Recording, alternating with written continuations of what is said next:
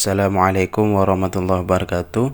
Di sini saya Alvin Hidayatullah dengan NIM 21110104030. Di sini saya akan menjelaskan tentang pengertian pengelolaan di kelas sekolah dasar.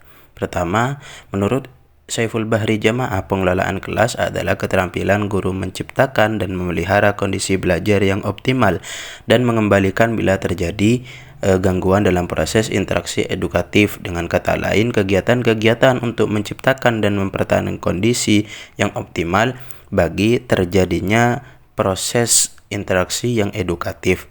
Yang kedua, ada pendekatan dalam pengelolaan kelas di sekolah dasar. Pertama, pengelolaan kelas diartikan sebagai suatu proses untuk mengontrol tingkah laku peserta didik. Peranan guru di sini adalah menciptakan dan mempertahankan situasi disiplin. Kedisiplinan adalah kekuatan yang menuntut kepada peserta didik untuk menaatinya. Kedua, ada pendekatan ancaman atau intimidasi.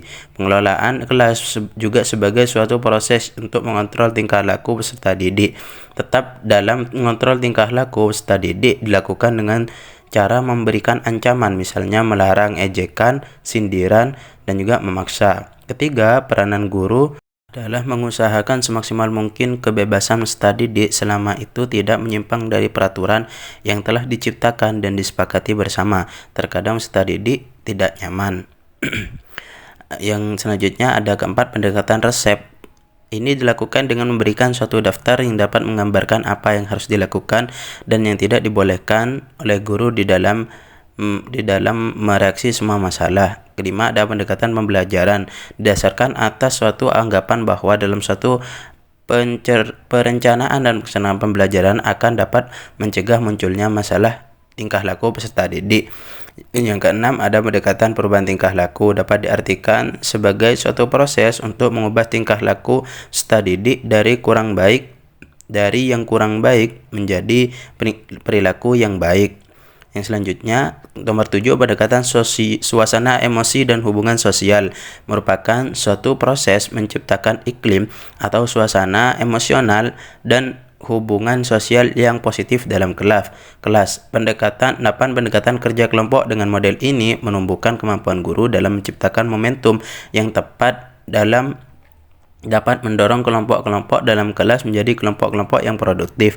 Yang 9, pendekatan elaktif, disebut juga pendekatan pluralistik, yaitu pengelolaan kelas yang berusaha menggunakan berbagai macam pendekatan yang dimiliki potensi dapat menciptakan dan mempertahankan suatu kondisi yang memungkinkan. Yang selanjutnya ada model pengelolaan kelas di sekolah dasar. Model humanistik dalam pengelolaan kelas menekankan pada faktor keunikan setiap individu pelajar. Pada model ini, intervensi pembelajaran sangat dikurangi, bahkan lebih menitikberatkan pada partisipasi aktif siswa dalam proses pembelajaran. Model behavioristik pada pengelolaan kelas menekankan pada peran vital pembelajaran dan arahan atau instruksi dari pembelajaran. Hal ini didasarkan atas keyakinan bahwa perilaku menyimpang merupakan hasil kegagalan. Selanjutnya, ada model demokratis, juga sangat menghargai perbedaan dan hak-hak individual pembelajar dan bahkan menekankan pada pentingnya kebebasan bersuara. Yang keempat, model konstruktivistis merupakan terjemahan dari konsep Deporter, yaitu menginterogasi lingkungan yang mendukung sebagai pancaran dan aliran kontrivis. Tentunya model ini lebih berpihak pada pendekatan pembelajaran student center seperti model humanistik. Mungkin itu saja yang dapat saya sampaikan, kurang lebihnya mohon maaf. Assalamualaikum warahmatullahi wabarakatuh.